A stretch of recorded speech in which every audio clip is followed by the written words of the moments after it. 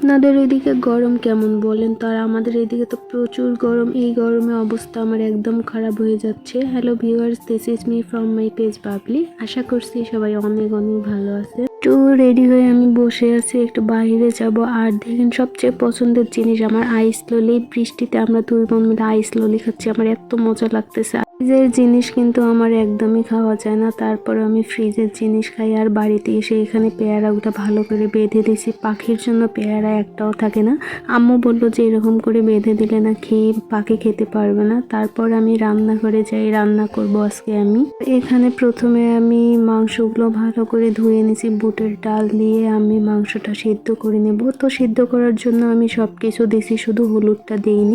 আমি স্বামী কাবাব বানাবো, অনেক দিন থেকে ইচ্ছা করতেছিল, বানাই খাই। তো যেই কথা সেই কাজ, আজকে কিন্তু আমি বানাই ফেললাম। আর আমার রেসিপিগুলো আপনাদের কেমন লাগে সবাই কমেন্ট করে জানাবেন।